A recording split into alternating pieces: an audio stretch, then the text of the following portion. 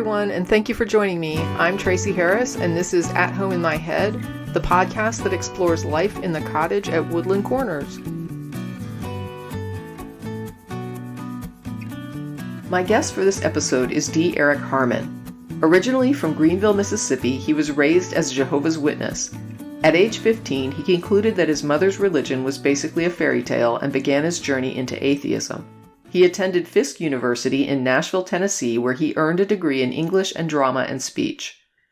After receiving his master's degree from Vanderbilt University, Harmon began teaching English at the college level in 1988, which led him to teach composition courses that encouraged students to write about topics on oppression and inequality. Looking for documentaries that would explain the connection between U.S. slavery and Christianity, but not finding any, Harmon began honing his skills as a filmmaker and began producing his own films that tackled the issues of racism and religion, institutional racism, and white privilege. His films include Bondage and the Bible, a documentary that explores the links between U.S. slavery and Bible scriptures, The Science of Race, a documentary that examines the origins of scientific racism, and White Time, a three-part documentary that looks at institutional racism and the mechanisms of white privilege in the U.S. Harmon currently teaches composition courses and courses on the Black experience at Century College in White Bear Lake, Minnesota.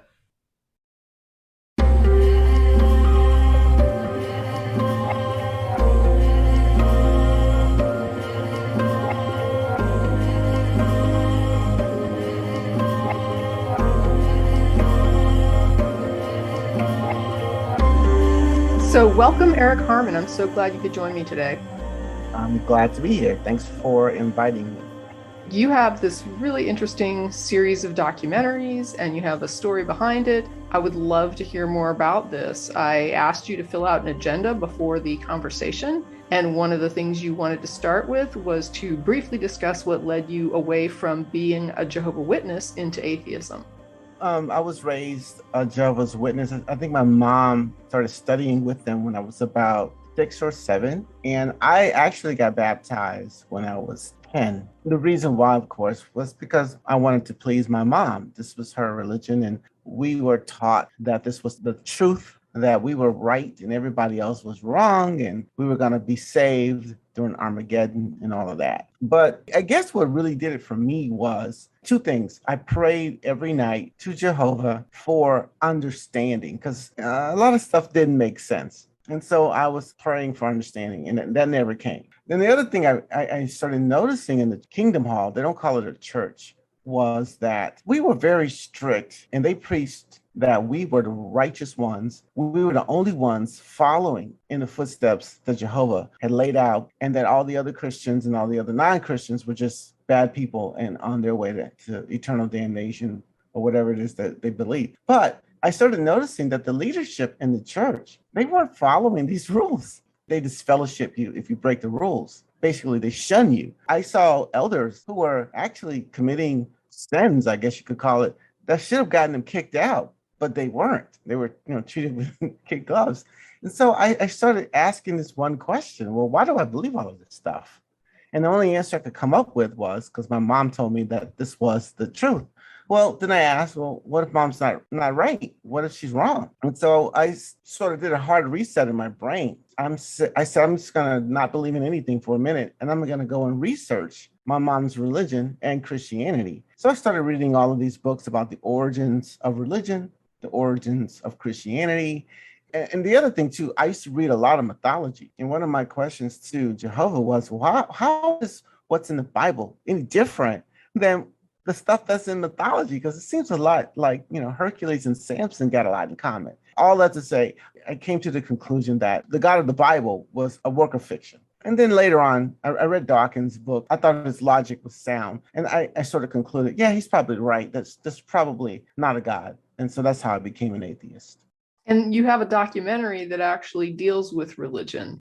One of the things I teach is a course called African American Cultural Studies. And to me, you can't study how African Americans were acculturated into the United States without talking about several things. And one of them is the Christian religion, because it was used to justify our enslavement Well, a lot of African Americans, of course, still subscribe to Christianity. I think something like 75% of all African American women are Christian. I mean, I wanted to show my students that in order to understand how we came to be so religious and so connected to Christianity, you have to look at the Bible and you have to look at what the Bible says about slavery. And so I was looking for some documentaries and some articles about it. And lo and behold, there weren't any. Not one with this, I mean, that specific premise that is there a connection between the slavery endorsed in the Bible and the way African Americans process Christianity? And of course, there is a direct link, actually. I think it's Ephesians 6:5, slaves obey your masters. Those kinds of scriptures I highlighted in the film. Not only that, though, I showed that it was a psychological conditioning of saying, if you're a good slave, then you get your reward in heaven. If you're a good slave, then you're going to be closer to God. Being a good slave is like being a good Christian. They were synonymous. Those things have filtered down throughout the centuries so that today I think African Americans are suffering from a form of PTSD. That religion was beaten into us, and that to not believe can mean your life, and to not believe meant that you were outside of the grace of God and that you had nothing else but, hell and damnation. So I think it's a Stockholm syndrome situation. It's PTSD. And so I wanted to do a film that was kind of balanced. I really don't go all out the way I wanted to. I basically had Christians and non-believers talk about this notion. Does the Bible, it was a simple question, does the Bible support slavery? The mental gymnastics that people do to suggest that the Bible's type of slavery is different from the chattel slavery experienced by African Americans in the United States. It's amazing. It's black and white, literally. It says you can own slaves forever, but people do all sorts of contortions to say, no, no, no, no, that's not what's going on in the Bible. So I wanted my students to actually see, well, I'm not going to tell you not to believe in your religion or your God, but to understand why we are so wedded to this religion. It has everything to do with what the Bible actually says about slavery and how white enslavers use that divine scripture, so to speak, to convince us that pretty much we deserve to be slaves. It's God's will. Not my will, thy will. I've heard that so many times from Black Christians. And this whole notion of not being worthy or of being born with original sin so that you're dirty somehow and you need the blood of Jesus to cleanse you, which I don't know how that would work because blood wouldn't seem that clean to me. But yeah, this whole notion that I am a servant, I am a slave, and it goes hand in hand, especially one part of the documentary. It's called Color Me God, which talks about how we're also spoon-fed this notion of a white Jesus and how so many African Americans identify with Jesus being white. So, just do the math. If the Son of God is white and Mary, you see all the pictures of her, that's his mom, she's white, the God must be white. And therefore, there's this underlying psychological conditioning that says white people are like God and we are not. And white people have to be better than us because they look like God, a white male God at that. So, yes, I'm painfully aware of that part as well. I remember when I was in college, I did a poem. It was called Don't Matter, which basically has this character going around asking all of these religious leaders who are white about the ethnicity of God. And they all say, don't matter. It doesn't matter. It doesn't matter. But then when you, of course, challenge this notion that Jesus is not white or that he might be, quote unquote, black or brown, then, of course, it does matter. So obviously, you couldn't conquer a whole group of brown people. Europeans couldn't go around the world conquering brown people, showing up with a brown God. The God had to look like them and to instill this sense that God is on our side. Our God is superior. Obviously, he's superior to your gods because we got cannons and you don't. We're laying waste to your civilization. So obviously, God is on our side. Students come to our schools, our universities, and they really haven't engaged in any kind of reflection about the society that they live in. And they could be a diehard Christian, but don't know anything about their religion, or they could be a so-called diehard patriot, but don't know anything about the Constitution. So a lot of people are flying blindly and they are reacting to tradition and to what's always happened before. And they don't want to think deeply about that at all. So in my classes, I ask them, well, what do you believe? Why do you believe it? And what's the evidence for it? And I'm not telling them you got to chuck your beliefs out the window, but at least understand what they are, what the origins of them are, and then you can decide if you want to follow them or not.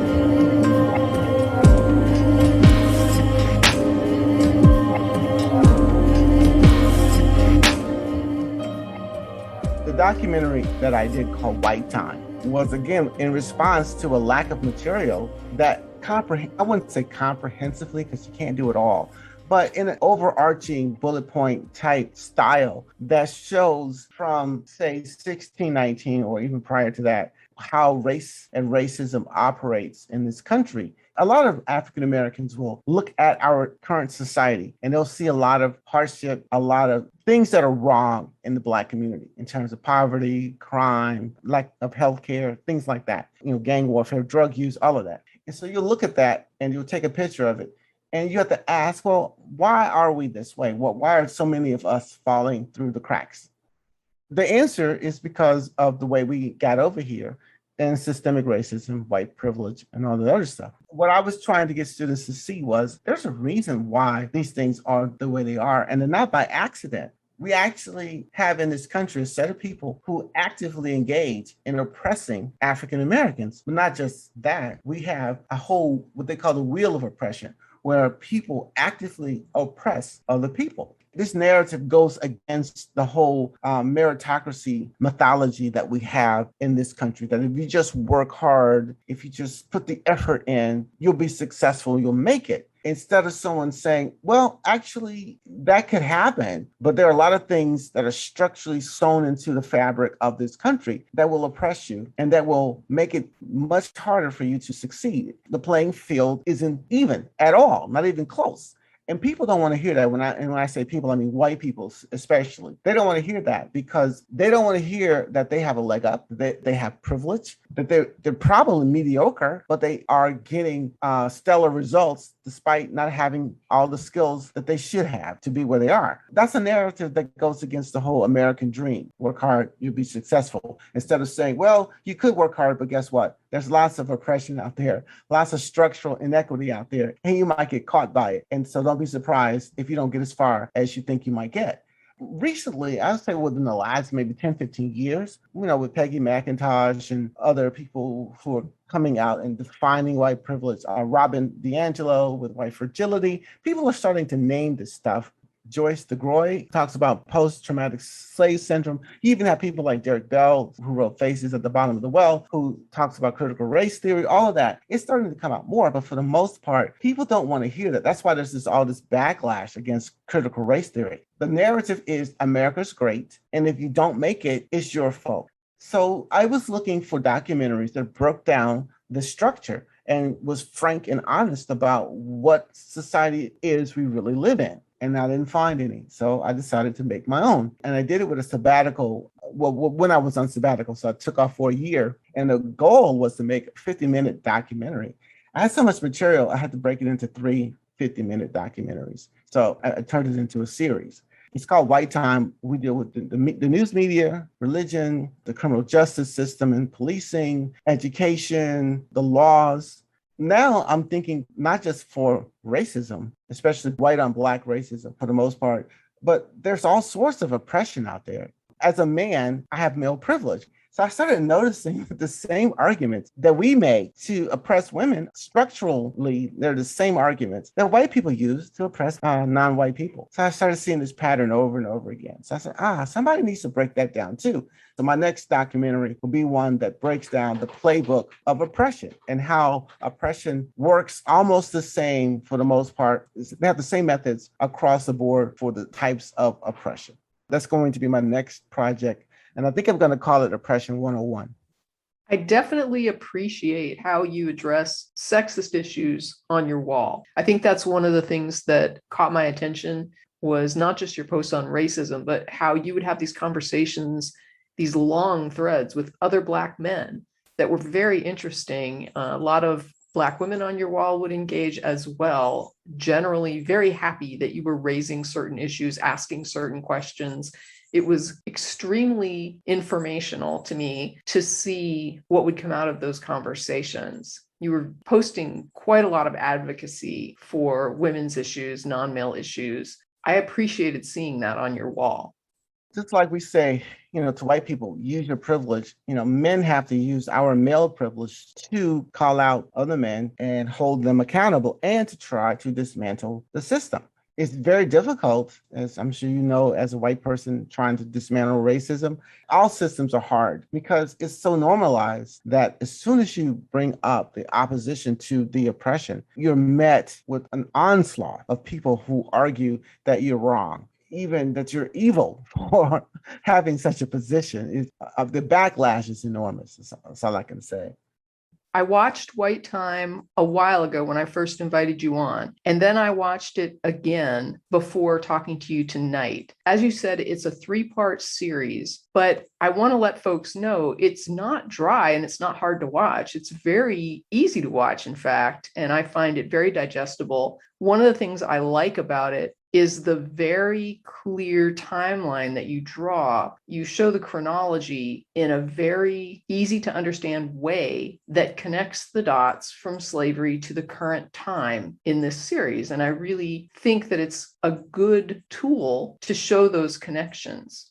When I was a kid, I'm from Mississippi, and I was always wondering why do white people own everything? And we'll have a school that was 80% Black, but all the teachers and the principals are all white. Why are they in control of everything? Without knowing the underlying pillars of white supremacy and racism, it's very easy to fall into self-hatred, where you identify as someone who doesn't deserve to be in leadership, or you don't deserve that job because your people have failed as a people. That message gets pumped into the Black community a lot. But when you look at, okay, we have reasons why.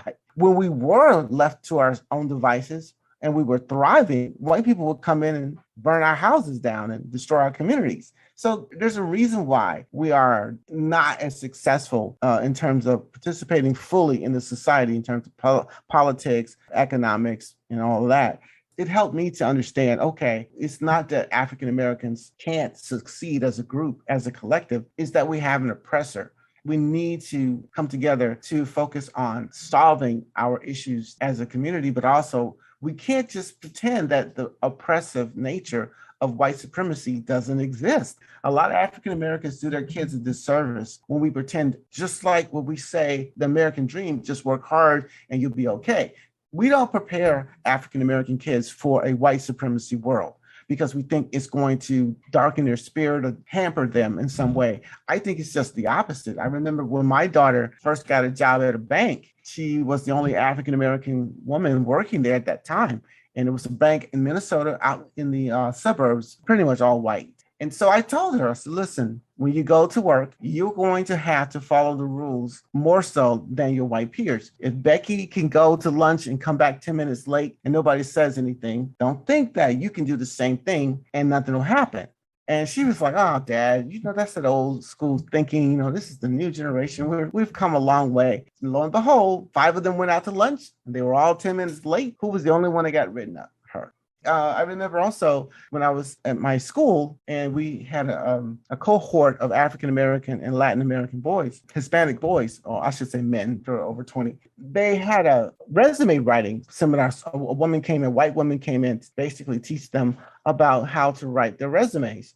And when she left, I would say, well, she needs to include certain things. Like, for instance, if you have a Black sounding name and you can abbreviate the Black sounding part of your name, do that. Tips like that, white people really don't think about because they have white privilege and they don't have to. But I know that if you look at that documentary Freakonomics, I think it's something like 2 to 1 or 3 to 1. If you have a Black sounding name, your resume goes into the garbage can. I think that what happens is that we don't prepare our children. We don't live in a world that acknowledges white supremacy. I'm not saying you go around thinking, I'm not going to succeed because white supremacy. I say, go around thinking, hey, white supremacy might be around the corner. Let me be wary. Let me try to be proactive. Let me try to hone my skills so I can sort of look out for it and be prepared to deal with it.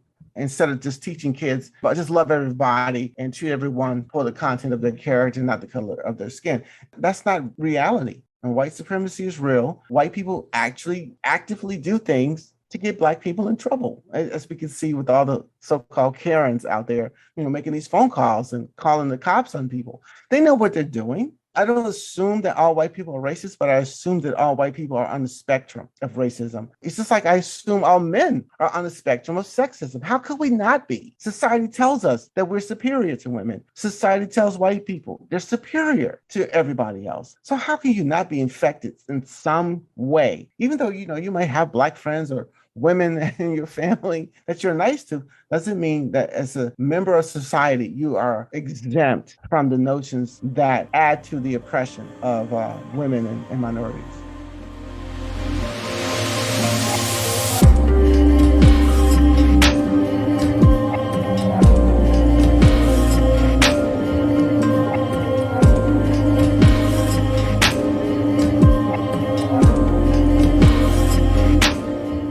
The other thing that I want to talk about in my next film in terms of oppression is always upheld by a playbook that keeps everything going. One of the things that is behind oppression is once you've wronged a group of people, that act of exploiting, of taking advantage of that group of people for a long period of time, it actually turns into fear of the very people you're victimizing. White people are more afraid of Black people than the other way around, even though it should be the other way around because, look at the history. The fear I think that a lot of white people are feeling right now is a fear that their numbers are going to go away and they're going to become a quote unquote racial minority within the country. That's what all of this is about. I mean, when Obama got elected, the grip on power to them seemed to be loosening.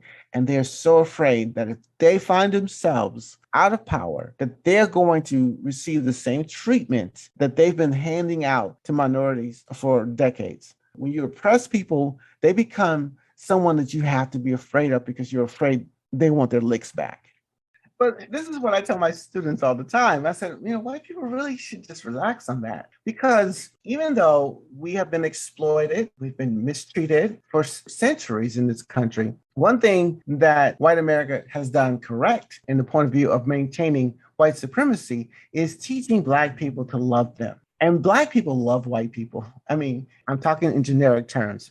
I don't know if you know about this, but there's this running theme or meme, I should say, in the Black community about what white person is invited to the cookout. Are you familiar with that? No, I've seen things about the cookout. Okay. I think I posted something recently about not getting invited to the. So let me break it down. So the cookout is an intimate space for Black people. It's where we go and we gather in our backyards. We barbecuing is almost like a religion with us. You barbecue. Who's gonna make the mac and cheese? Who's gonna bring the best pound cake? All of that. We come together and it's a celebratory event, but it's insular. Everybody just can't come to the cookout. You got to be family. You got to be friends. Be connected somehow to get that invite. Because grandmama ain't gonna cook that pound cake just for anybody. So when they say, well, this white person is so good that they could get invited to the cookout, it is, to me, an attempt for African Americans to show white people, see, we love you. If you guys just act right, if you're cool with us, we're cool with you all. And you can come to the cookout and you'll be fine. You'll be an honored guest. See, it's the reverse. For instance, if you have an all-white church and a Black person shows up, I'm invited to an all-white church. What's going to happen? Is he going to be, or is she going to be welcome? Maybe a little bit from some people, but for the most part, if it's an all-white church, it's all white for a reason. And for the most part, there's going to be some pushback. But if a white person comes to an all-Black church, it's like, oh, celebrations like the prodigal son returning. And they're going to, with open arms, welcome that person. African Americans have been trained to be European lovers. Look at this whole phenomena of African American male rappers and their affinity, their love for Italian culture. Everything is Godfather this, mafioso that. They imitate white Italians who culturally, historically, couldn't stand Black people. But we embrace them because the media trains us, religion trains us, schools train us that white people are the bomb and they got it going on and we should like them and we should try to be like them. This whole notion of respectability politics about if we just dress up, pull our pants up, put on a suit, speak correctly. That's all about showing white people that I'm worthy. I'm worthy of being treated like a human being.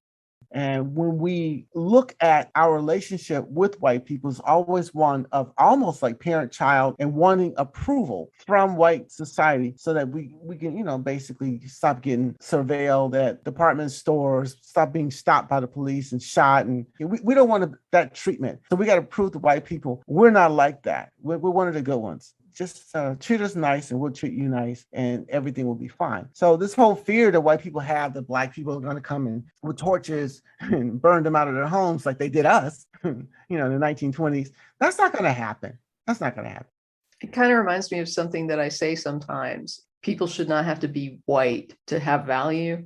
And I say this sometimes about women. I'll get upset sometimes when I see somebody asserting certain things, and I will say, I do not have to be a man to have value. The same culture that you're talking about that encourages a Black person to want to aspire to these white cultural icons, how to dress, how to act, how to speak. It's all about how white can the society make somebody, because the closer you are to that, the more acceptable you are.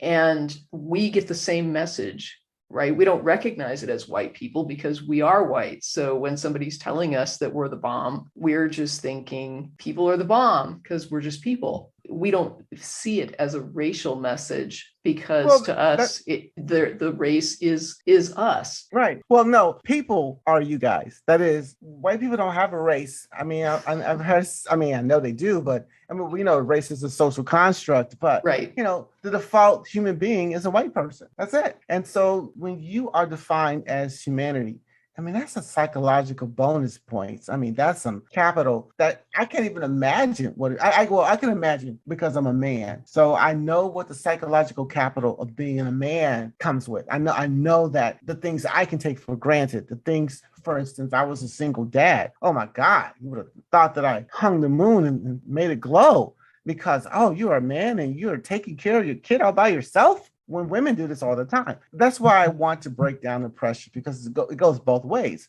Because if you don't, you have blind spots. If you are a member of an oppressing society, you have blinders on. I never thought about when my wife is always hunting for a parking space close to the door. I'm like, why can't we just park? Oh, I forgot. Women are afraid of men assaulting and raping them. So they want to be closest to safety. And people don't put it that way. They don't say, oh, well, women are afraid, at night because they don't want to be assaulted. By whom? By men. They're afraid of men who rape women. That's what they're afraid of. It's like having dragons flying around burning down villages and nobody says the word dragons. Well, why are you coming in? Well, it's hot outside. Why is it hot? Because dragons are burning stuff down. Right. But we don't say that. We don't say white people are doing this, or men are doing that, or straight people are doing that, or Christians are doing this to oppress other people. We don't name, that's the part of the oppression. You don't name it. You don't name the oppressors. They remain aloof and invisible. We have these passive verbs like women were raped instead of saying men raped women. That's the whole playbook. You minimize, you obfuscate, and you mystify the whole system and say, I don't know why women are afraid to walk at night. Why can't women just do what they do, like what we men do, and just live our lives? Why can't Black people just invest in some capital and get a loan from the bank and start a business like I did? And a lot of it is, I get it. People only know what they know. But, with the internet, with a lot of new systems of delivering information, people don't really have a lot of excuses anymore for not knowing some of this stuff.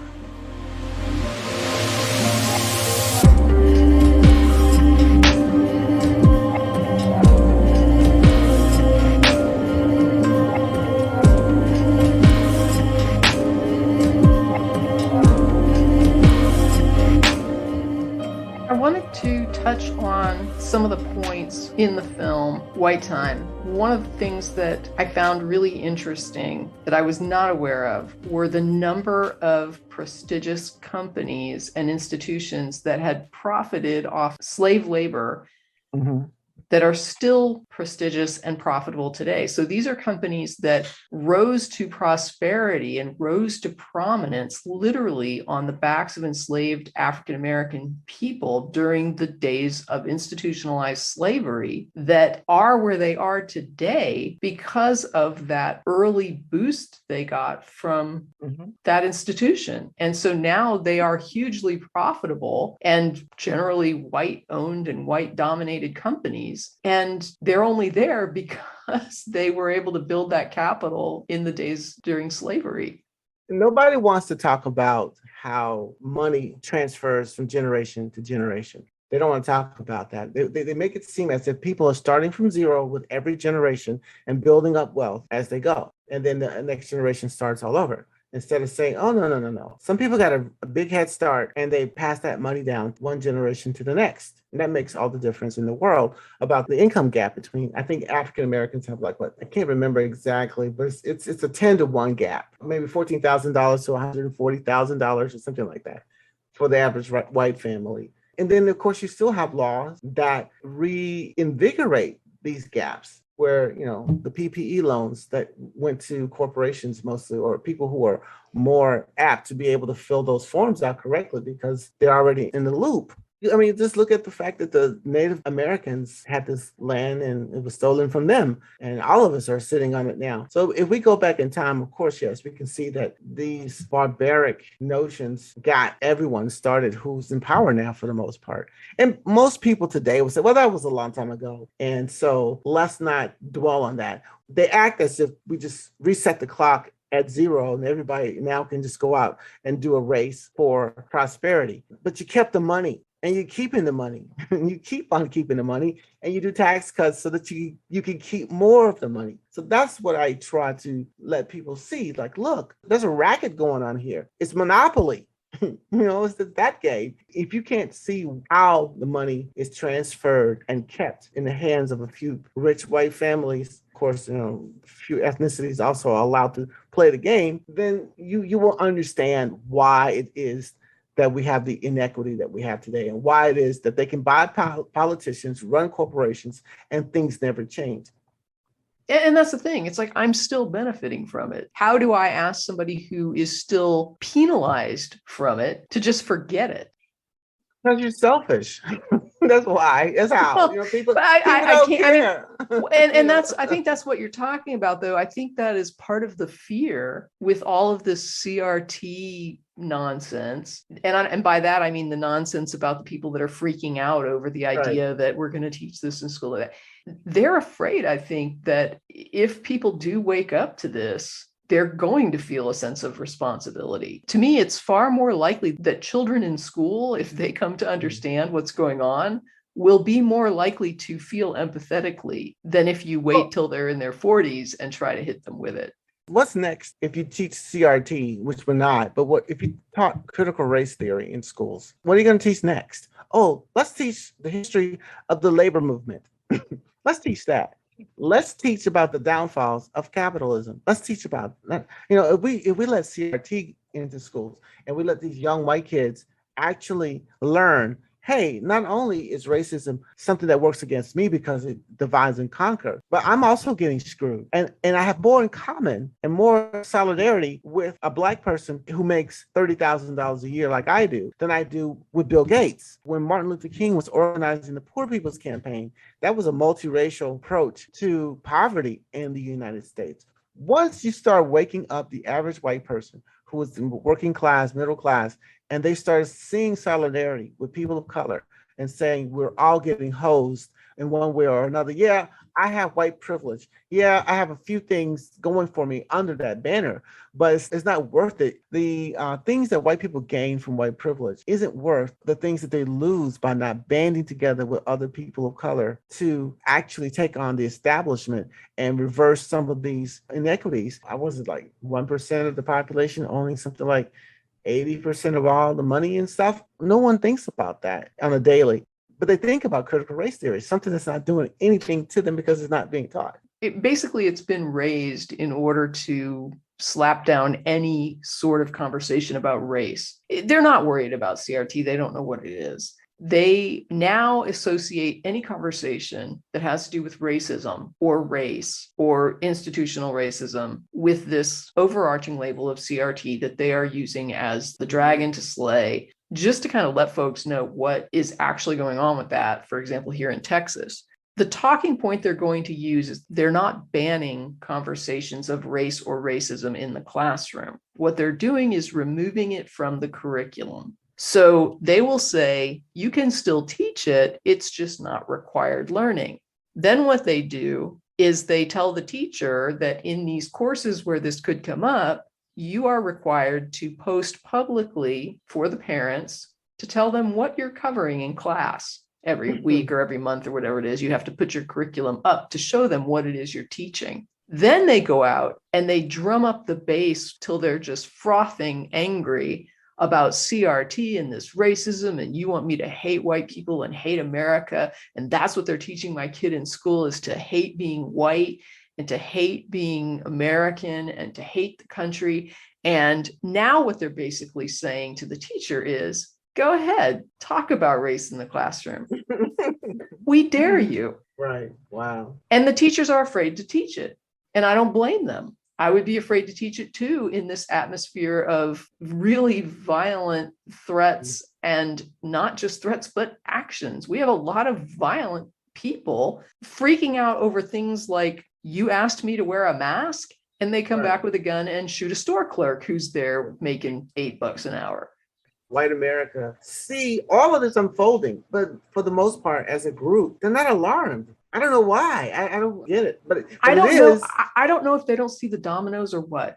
Right now, we have something called For the People Act that would protect voting rights, that would make partisan gerrymandering illegal. And I don't know if people understand that partisan gerrymandering is not illegal, that SCOTUS at the federal level says this is fine as long as your state constitution allows it. It's not a problem. You can draw your districts to cut out Democrats if you want to, to minimize their votes even more. The ID laws, you had a really interesting segment on voter ID laws. I went and looked at the article. It was written in 2015, I guess, when this was an issue in Alabama.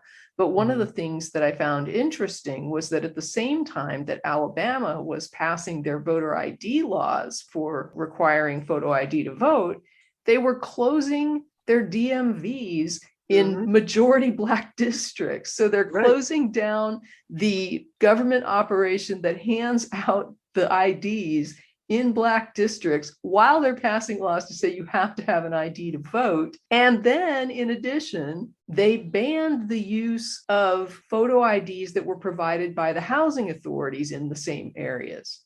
But they'll say, the Supreme Court said, well, that's race neutral. That's race neutral. We'll allow it. The issue here, though, is that I keep seeing these posts on social media. So, for example, you have the Texas thing with the abortion issue. You have other issues that are affecting race, like, the voter ID bills, and people are saying, we need to get out there and vote. We really need to make sure that we get out there and vote. We need to make sure to turn these states blue. I hope that when people in Texas see this crap happening, they are going to get out and vote blue. And I'm looking at this and I'm saying, okay, do you understand at the same time you're telling me to get the numbers to the polls to turn this crap around, you aren't pushing people like Manchin and Sinema to pass that voter protection bill? So you want us to have one hand tied behind our back in Texas, but we're supposed to overcome the Republicans when they are going to redistrict this year and cut us down even worse. They're passing voter restriction regulations. They're cutting the numbers of people who can vote, and the legislation that can stop them is in the federal hands. And people are screaming at people in Texas, why aren't you doing something about it? Again, I don't understand why it is that white people who are in power don't see this as a threat to them as well. I don't understand why the Democrats don't see, if these voter suppression laws go up in every state and the gerrymandering continues, then they're going to be voted out of office too. I don't know if they're sold out, like their donors are saying, don't do anything about it. We'll take care of you when you get voted out. We'll give you a cushy sinecure somewhere. I don't know. But it's like, why won't you put pressure on Manchin and Sinema start saying we're going to run people against you, start raising funds against them, and say, we're going to get you out of office, which that seems to be the only thing they care about.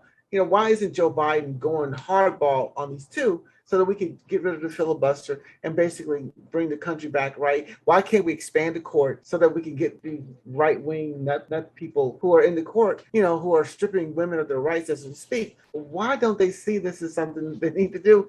I don't know. They tried to kill Nancy Pelosi and one of their own, Mike Pence. If they're willing to kill Mike Pence, they're willing to kill anybody.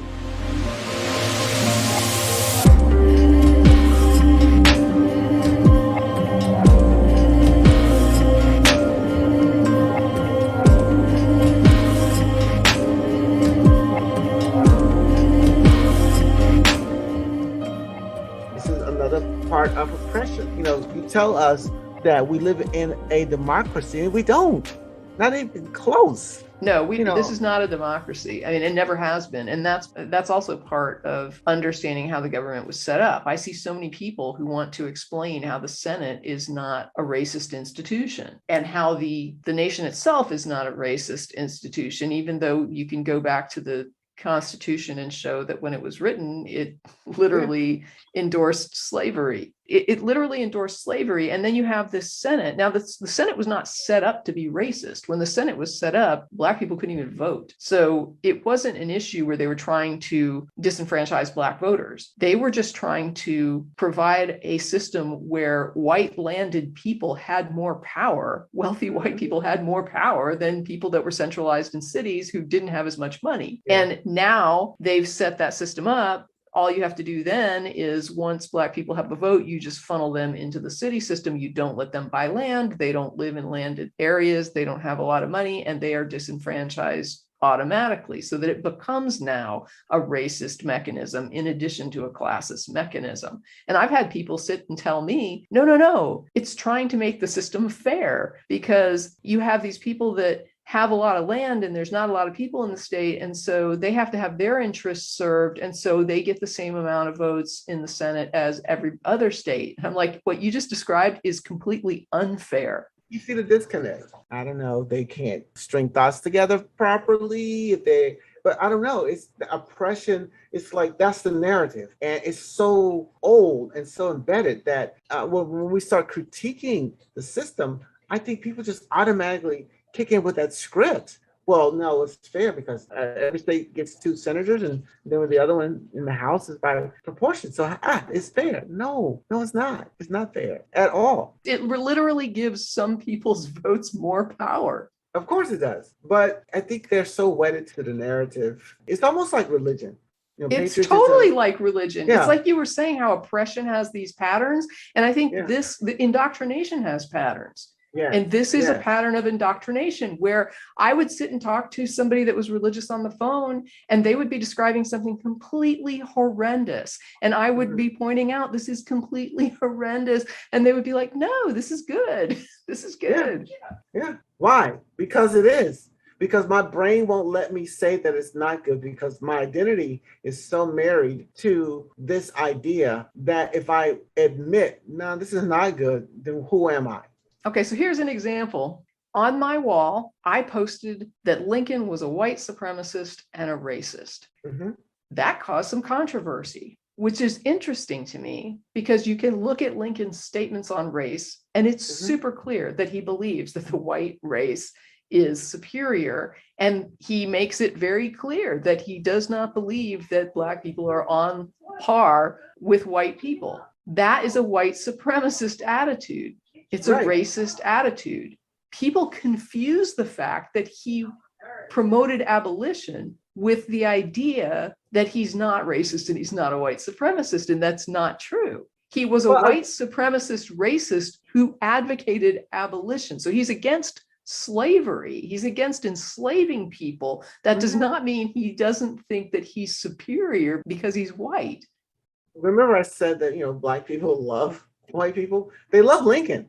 even though Lerone Bennett did this book that's basically exposed Lincoln for the racist that he was, the narrative is hard to kill. So it's like the people think Mother Teresa was such a great person. It's like, oh, you're a saint like Mother Teresa. When if you look at it, she was a pretty bad person. Lincoln was a racist through and through, but because the narrative says he was a friend of Black people, he freed the slaves, which he didn't. The Emancipation Proclamation only freed the slaves that were in the territories that the Union didn't control. It'd be like us saying everybody in Afghanistan, all the women are free to do what they want to do. Biden could say that, it wouldn't matter because you don't control Afghanistan. But it's the narrative, and people love their country.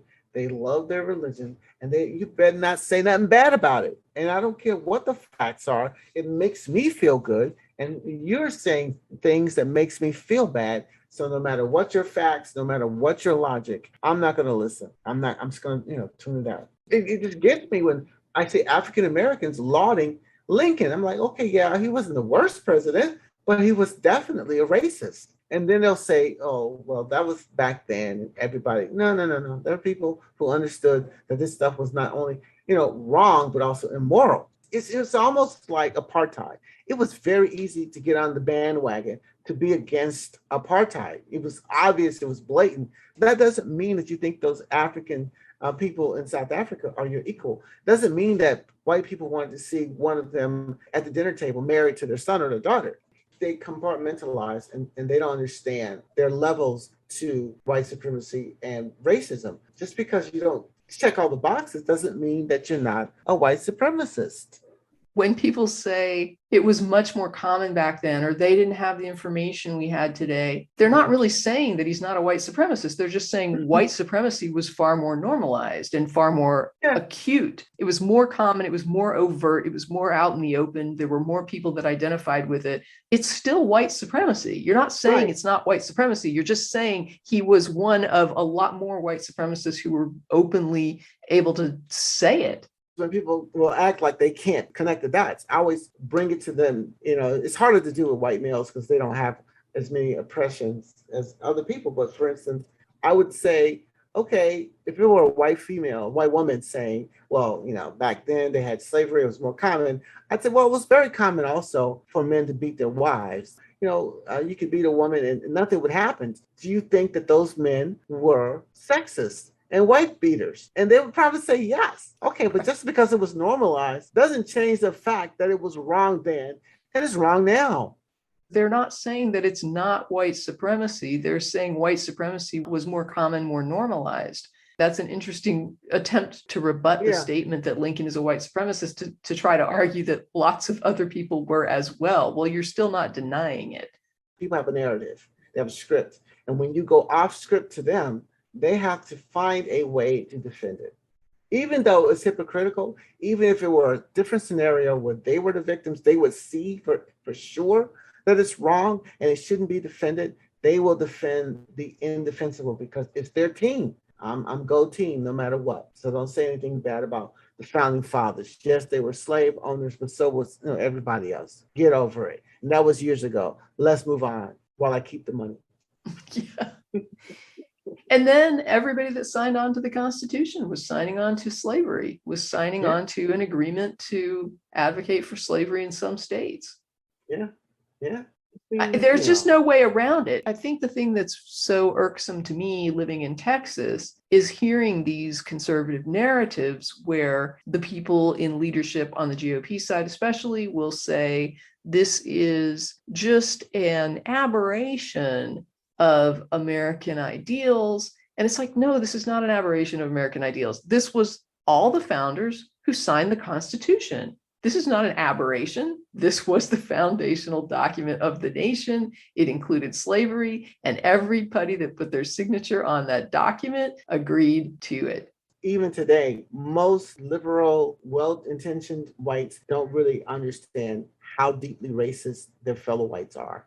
They're always shocked, what happened at the Capitol. People are electing these people. Republicans are being sent to Congress, like Marjorie Taylor Greene and Bobart and all those. People are actually voting to put these people in office, and they actually say the stuff they say out loud. It's not the bug, it's the feature. They're sending white supremacists to the Congress. I don't know why white America can't see it. Look, you guys have a cancer within your ranks, and you need to take it seriously. You think January 6th was the end all? It's just starting. They're not being held accountable. Look at the sentences they're getting for basically trying to overthrow the government. And they're getting fines and a few days in jail here or there. It's the inability of white people to hold other white people accountable and to see the stark naked evil in their fellow whites. They're not able to do that for some reason. Well, I think a part of it is that we're looking in a mirror. Yeah. It reminds me of the section in White Time 2, where they're talking about the white saviors in media. Mm-hmm. And someone makes the point that whenever they portray the white person swooping in to make that connection and play the liaison who's going to work between the white and black world to bring this black community or black person along, the film never really focuses on the white savior's contributions to the oppression. This white person that comes in to save people is coming in from a vacuum instead of a culture where, as a white person, they have, as we've been talking about, been benefiting off of generational oppression of the black people that they're coming to, quote, save. So if I want to call out the racist, I've got to be willing to call out myself. Yeah, just like me as a man, even though I'm an African American man, I still enjoy a lot of privilege that I have to keep reminding myself of. It's a work in progress. You never recover from being a part of an oppressive group. You always have to check yourself. Oh yeah, oh wow, because it's programmed in. You have to constantly fight your programming. And most people aren't willing to do that, or aren't willing to even see that there's a program that they need to fight. Yeah, it reminds me of a meme that I keep handy. I use it a lot on Twitter and sometimes on Facebook. It's an image of an angry, screaming woman. And the caption says something like, "If I crap on other women with you, then will you treat me like I have value?" Right. And I think this is what you're talking about, is the idea of sort of not even seeing the oppression. Well, it's like the patriarchal bargain. It's the same thing as the Black conservative. If I dress nicely, I speak articulately, if I date all the right white women and white men, and if I do all these things, will you accept me as a human being? It's not about just having value. Will you accept my humanity? People just want to be treated like the majority of white people are treated. They want the benefit of the doubt. They want the public trust. That's it. We don't have to prove that we're human before you decide that we might be human. But all the metrics for success are set by particular demographics, and all the rest of us are supposed to become more of that demographic and that demographic's values and goals and aspirations in order to count, which is completely absurd because it's just an arbitrary set of goals and values and attributes that none of us should have to adhere to or align with or agree to in order to be valued and to be considered human. And this is part of what makes me angry, is that there was only one demographic that set up this system, and it continues to benefit that demographic mostly. But we have allowed sociopaths to dictate the terms of our society. For the most part, they're sociopaths. Nobody really calls them out on it. All of these CEOs, these politicians who really don't care about human beings, and they're selfish and all they care about is power, because we're gaslit all the time.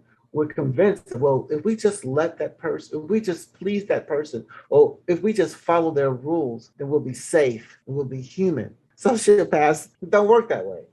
I did hear somebody give a really good example of it. I think it was in a forum that I'm in that's led by Black women. They were talking about how being Black and being a woman, so they're divorced from the power structure in a much more severe way than a white woman or a Black man.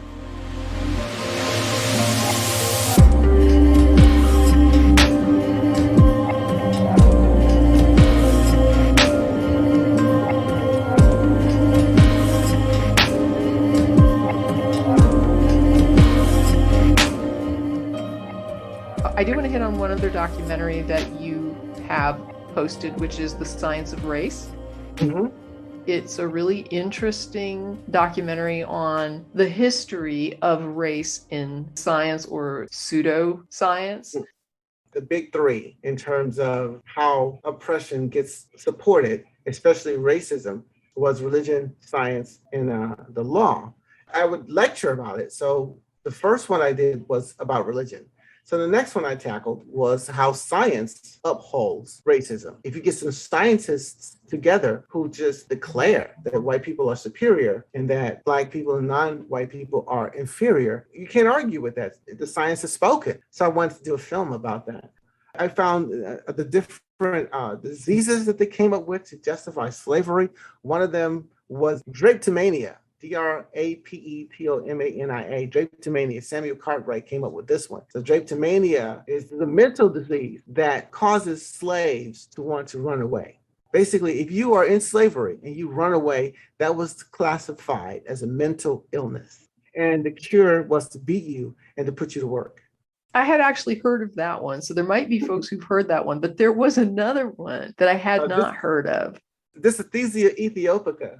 Dysesthesia aethiopica was a disease that made Black people not want to work. It made them lazy. What was funny, though, was, I guess, in hindsight, with it being so long ago, the idea that people actually took this seriously is not funny.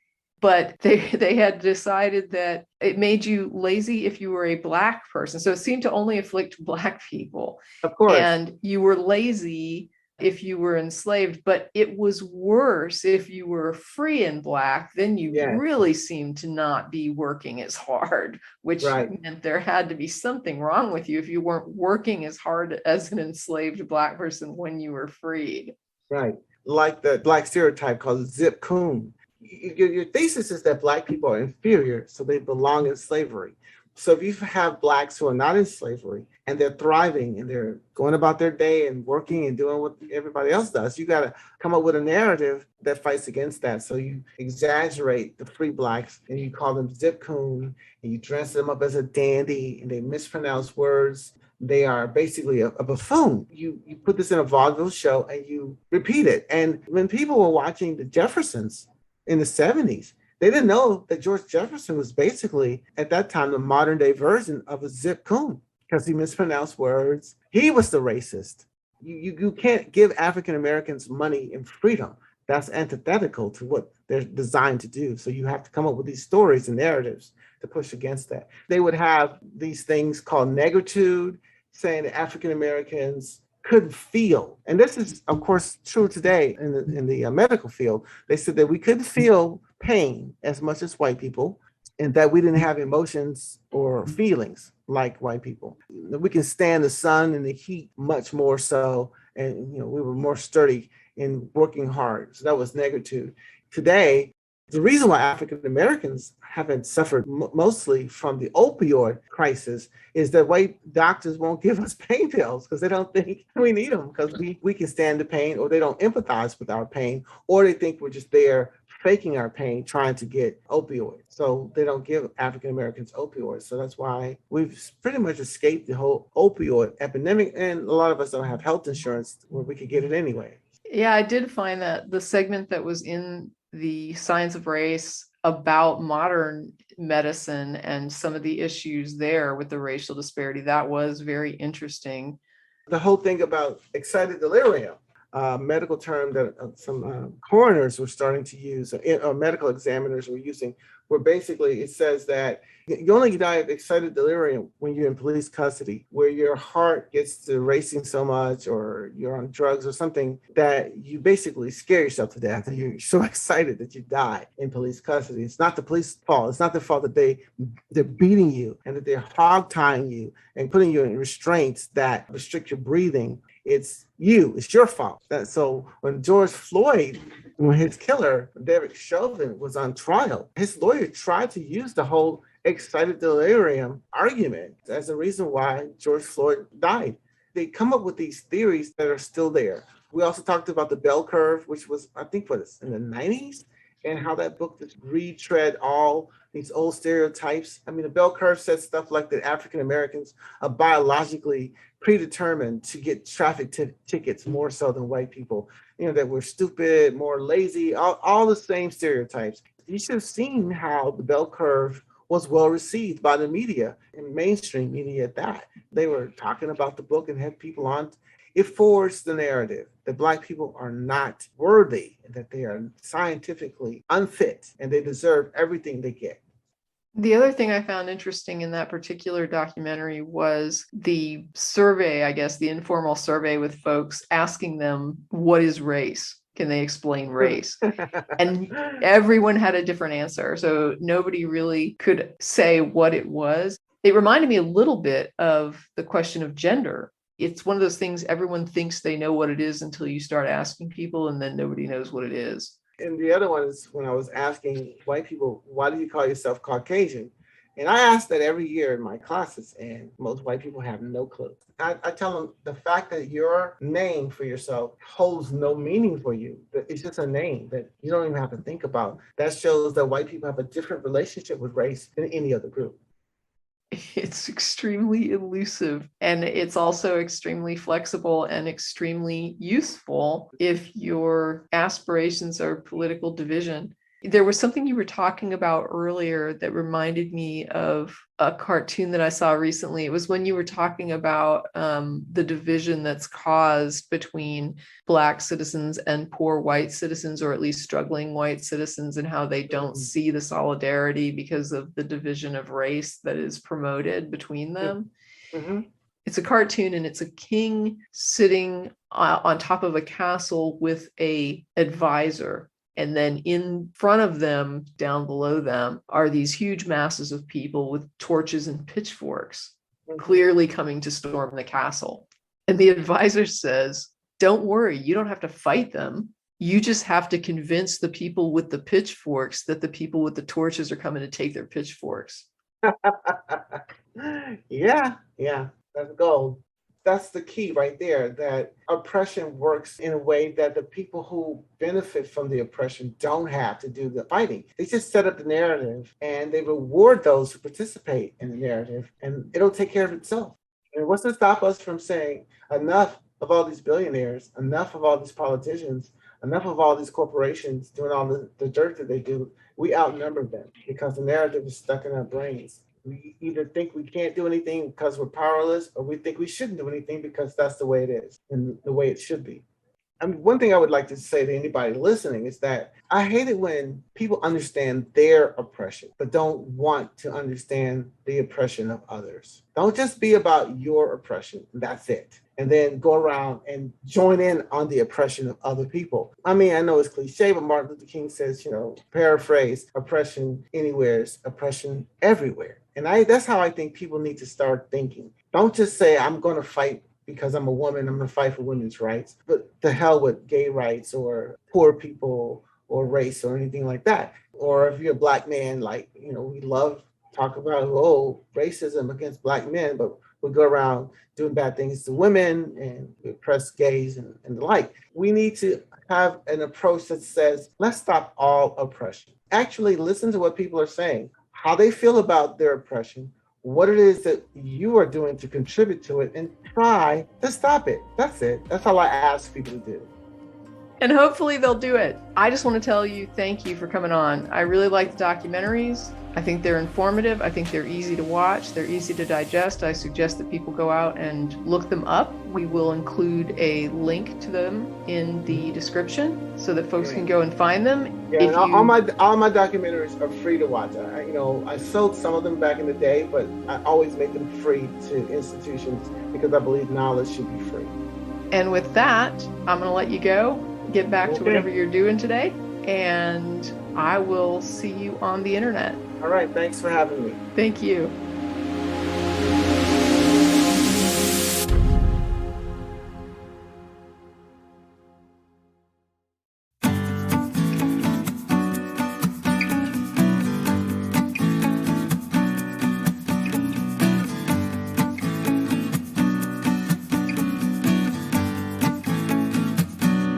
That's it for this episode of At Home in My Head. exploring life in the cottage at Woodland Corners. Thanks for listening, and as always, stay safe, be well, and never stop exploring.